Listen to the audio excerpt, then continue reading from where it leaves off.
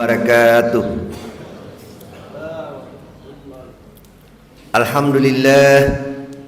Alhamdulilladzi farada siyam 'alal muslimina wal muslimat wa anzala al-Qur'ana hudan lin-nasi wa bayyinatin minal huda wal furqan wa arsala Muhammadan sallallahu alaihi wasallam basyiran wa nadhira wa ja'ala al-Islam dinan alladzi irtadah. Asyhadu an la ilaha illallah wa asyhadu anna Muhammadan abduhu wa rasuluh. Allahumma salli ala sayyidina Muhammad wa ala ali sayyidina Muhammad. Wa la hawla wa la quwwata illa billah. Amma ba'd, faqala Allah ta'ala fil Qur'anil Karim. A'udzu billahi minasy syaithanir rajim. Bismillahirrahmanirrahim. Ya ayyuhalladzina amanu la tattabi'u khutuwatis syaitan wa may yattabi' khutuwatis syaitan fa innahu ya'muru bil fahsya'i wal munkar. Wa qala aidan ya ayyuhalladzina amanu kutiba 'alaikumus shiyam kama kutiba 'alal ladzina min qablikum la'allakum tattaqun. Wa qala an-nabiyyu sallallahu alaihi wasallam fil hadits syarif ittaqillah haitsu ma kunta wattabi'is sayyi'atal hasanata tamhuha wa khaliqin nas bihulukin hasan. Sidang jamaah tarawih yang dimuliakan Allah, alhamdulillah, syukur kita panjatkan kepada Allah Subhanahu wa taala yang tak henti-hentinya memberikan kepada kita berupa hidayat atau petunjuknya, juga berupa inayat atau pertolongannya, terlebih-lebih berupa rahmat atau kasih sayangnya, sehingga pada subuh hari ini Allah tetap memberikan kepada kita nikmat keimanan serta nikmat kesempatan sehingga kita sempat hadir melaksanakan salat jamaah subuh di masjid kita ini. Salawat dan taslim kita peruntukkan kepada Nabiullah Muhammad sallallahu alaihi wasallam. Allahumma sholli ala sayyidina Muhammad wa ala ali sayyidina Muhammad. Nabi yang senantiasa menjadi panutan kita insyaallah hingga akhir zaman, dan mudah-mudahan beliau memberikan syafaatnya kepada kita semua nanti pada hari kiamat. Hadirin sidang jamaah subuh yang dimuliakan Allah, alhamdulillah, tadi saya katakan kita dengan hidayah Allah kita bisa bangun dari tidur kita, karena itu ada hidayat. Ada orang sehat tapi tidak dapat hidayat, tidak bisa bangun. Ada orang yang dekat rumahnya tapi karena tidak dapat hidayah juga tidak bisa bangun untuk menuju ke masjid. Ada hidayah tapi mungkin tidak ada inayat. Apa itu inayat? Pertolongan Allah. Ada yang dapat hidayah tapi sakit, juga tidak bisa ke masjid. Tapi kita ini dapat hidayat, dapat inayat luar biasa. Kemudian itu kenapa Allah memberikan hidayat? Kenapa Allah memberikan inayat, pertolongan? Karena Allah sangat sayang kepada kita. Ada nikmat, rahmat yang diberikan kepada kita. Kalau seandainya Allah tidak sayang kepada kita, tidak diberikan seperti itu. Hadirin sidang jamaah subuh yang berbahagia. Olehnya itu marilah kita pelihara ini hidayah, pelihara inayat ini, pelihara rahmat dan kasih sayang Allah Subhanahu wa taala. Alhamdulillah kita bisa bangun. Ada orang mau juga kan berjalan saja dari tempat tidurnya ke WC susahnya muka main. Kita alhamdulillah masih segar bugar. Habis tadi sahur, bukan main nikmatnya. Setelah sahur mungkin ada yang sempat ada rusaan beberapa menit, sudah itu menuju ke masjid. Nikmatnya luar biasa yang Allah berikan kepada kita. Hadirin sidang jamaah subuh yang sama berbahagia, kita sudah memasuki, ada yang memasuki sudah mulai hari kedua hari ini, dan ada baru hari ketiga. Alhamdulillah, semuanya mudah-mudahan mendapatkan berkah dari Allah Subhanahu wa taala. Di dalam memasuki bulan suci Ramadan, istilahnya kita ini bulan suci Ramadan bulan panen raya.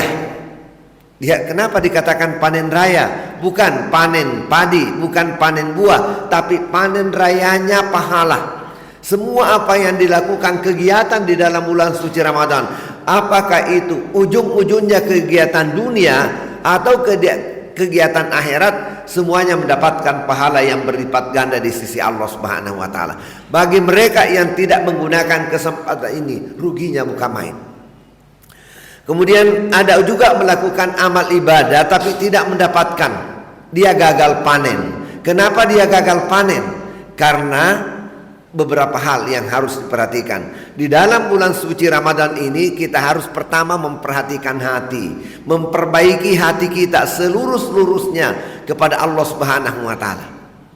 Yang kedua, setelah memperbaiki hati, bagaimana hubungan sesama kita?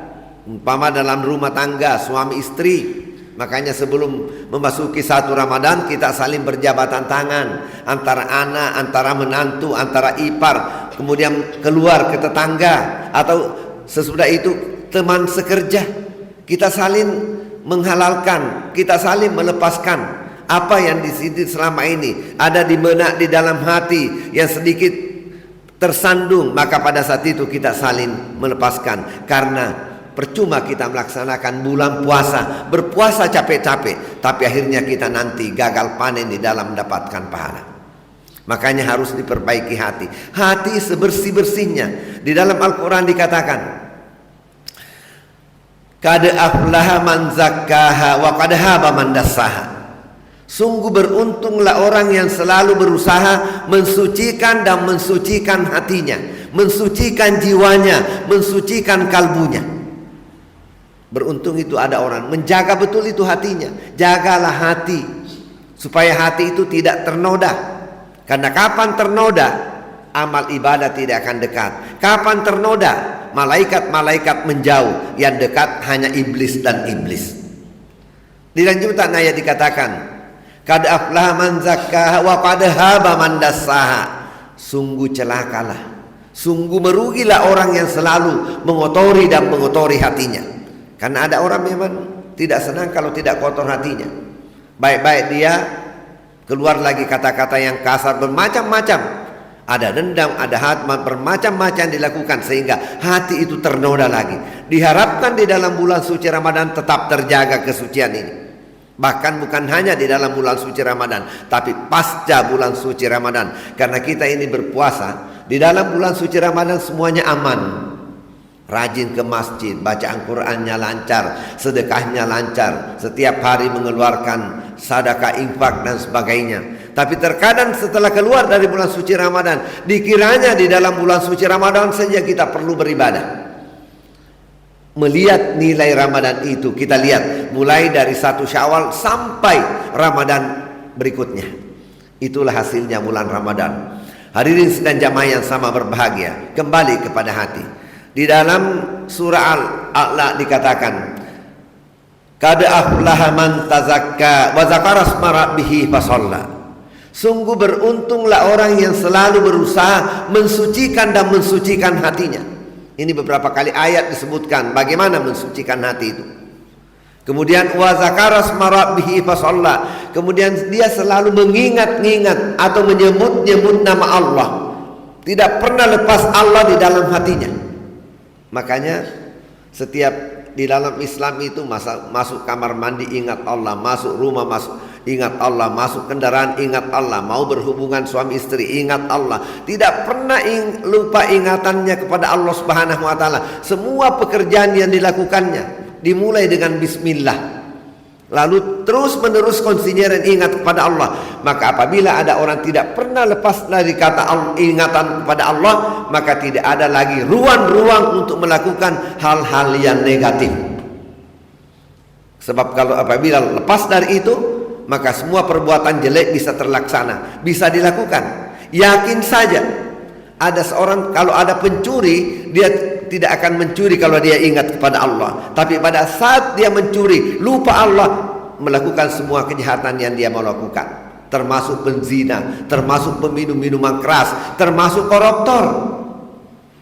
Koruptor itu yang bukan main banyaknya mengembara di negara kita ini luar biasa. Semuanya itu tidak ingat kepada Allah Subhanahu wa taala. Kenapa demikian? Wa zakara isma rabbih fa salatnya juga tidak beres. Kalau ada orang suka melakukan kejelekan-kejelekan, keburukan-keburukan, noda-noda hatinya, juga salatnya tidak terpantau dengan baik.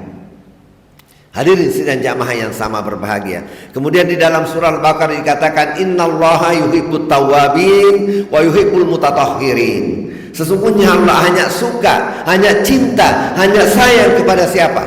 Apabila pernah melakukan kehilapan, cepat dia bertobat dan tidak akan mengulanginya kembali.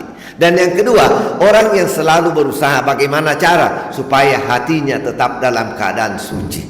Itulah orang yang paling dicintai oleh Allah Subhanahu wa taala. Kemudian mengapa demikian hati ini harus selalu bersih? Karena ternyata Allah Subhanahu wa taala lewat nabinya memberikan tugas kepada kita melaksanakan amal ibadah. Amal ibadah di dalam Islam ada dua bentuk. Ada namanya ibadah ghairu mahdah dan ada ibadah mahdah. Ibadah mahdah yang baru kita lakukan ini, salat subuh, kemudian berpuasa dan sebagainya. Itu ibadah khusus. Ada ibadah ghairu mahdah. Ibadah ghairu mahdah artinya ibadah sosial yang kita laksanakan setelah kita pulang dari rumah ini, kita sudah melakukan kegiatan-kegiatan untuk kepentingan keluarga. Itu ibadah sosial. Dan baik ibadah mahdah maupun ibadah sosial tujuannya satu, hanya untuk mensucikan hati. Karena ternyata bagaimanapun banyaknya ibadahnya seseorang, tidak pernah berhenti ibadah, tapi hatinya kotor, hatinya tidak suci, Al-Quran mengancamnya. Ancamannya di dalam surah At-Tagabun ayat 88 dan 89 mengatakan, yauma la yanfa'u malun wala banun illa man atallah biqalbin salim. Pada hari kiamat nanti, hari kiamatnya setelah semua yang hidup ini dicabut nyawanya, maka berkumpullah manusia mulai dari zaman Nabi Adam sampai sekarang terakhir manusia yang hidup itu berkumpul nanti di padang mahsyar.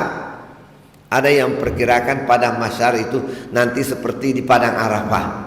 Bapak Ibu yang telah menunaikan haji sudah menyaksikan itu bagaimana padang Arafah begitu banyaknya manusia berkumpul. Itu hanya di musim haji. Berapa saja perbandingannya. Manusia pertama hingga manusia terakhir akan berkumpul nanti di padang mahsyar. Lalu ayat mengatakan yaumala yang faumal. Pada hari itu tidak ada lagi gunanya harta. Rumah bertingkat, kendaraan mewah, uang yang banyak di rekening, semua yang kita miliki ternyata sudah tidak ada gunanya lagi, kecuali harta yang telah dibelanjakan di jalan Allah Subhanahu wa taala. Itulah yang mendapat kita nikmati saat itu. Tapi harta yang didapatkan dengan tidak jalan benar, maka bukan menjadi nanti akan kita dapat, tapi menjadi bumerang buat kita. Hati-hati Bapak mencari harta. Usahakan mendapatkan harta itu betul-betul halal 100%. Karena apabila tidak halal dijamin 100%, nanti akan menjadi bumerang nanti di hari kemudian. Kemudian wala banun, anak itu juga pada hari setelah berkumpulnya manusia di padang mahsyar juga sudah tidak ada gunanya lagi, kecuali anak-anak yang terlahir, yang dibimbing, yang diarahkan menjadi anak soleh dan anak soleha. Itu untungnya bukan main luar biasa. Tapi anak yang dilahirkan tidak dididik menjadi anak yang soleh dan soleha, itu menjadi bumerang lagi nanti di hari kemudian, menjadi beban yang sangat berat. Lalu dilanjutkan ayat itu, illa man atallah biqalbin salim, kecuali nanti yang datang kehadirat Allah, menghadap kehadirat Allah Subhanahu wa taala biqalbin salim, dengan jiwa yang suci, jiwa yang bersih. Maka Bapak Ibu sidang jamaah yang saya muliakan, kita datang ini, kita berpuasa, kita datang bersalat tarawih, kita datang bersalat jamaah subuh, kita melakukan semua bentuk ibadah ini tujuannya satu, untuk mensucikan jiwa. Kapan ada orang masih melaksanakan banyak macam ibadah tapi hatinya masih tetap kotor dan sebagainya, maka itu adalah kecelakaan besar buatnya, karena Allah tidak akan menerima segala amalnya. Hari ini dan jamaah yang sama berbahagia. Sudah berapa menit? Nanti lewat ya. Bapak Ibu, makanya marilah kita selalu berusaha. Ini semua ibadah yang dilakukan di dalam bulan suci Ramadan. Kita menyambutnya bulan suci Ramadan dengan sangat hati yang gembira. Maka di dalam hadis dikatakan, man fariha biduhuli syahrul Ramadan harramallahu jasadahu anin nar. Barang siapa yang merasa gembira dengan datangnya bulan suci Ramadan, seperti bapak-bapak ini. Kita lihat di masjid tadi malam, di masjid saya Pak, di Darul Muttaqin Minasaupa, 2 tingkat besar sampai ke halaman penuh sesak. Itu semua datang untuk menyambut bulan suci Ramadan. Baru merasa senang, baru merasa gembira karena dengan datangnya bulan suci Ramadan, kan di dalam bulan suci Ramadan akan memanen pahala yang begitu besar. Maka kegembiraan datang. Allah Subhanahu wa taala menjaminnya tidak akan menyentuh jasadnya dalam api neraka. Hadirin sedang jamaah yang sama berbahagia, kita barengi puasa ini dengan kesucian hati. Insya Allah kita akan menikmatinya nanti, dijamin bahagia dunia dan bahagia akhirat. Demikianlah ceramah singkat pada kesempatan ini. Mudah-mudahan ada manfaatnya. Lebih dan kurangnya billahi taufik wal hidayah. Wassalamualaikum warahmatullahi wabarakatuh.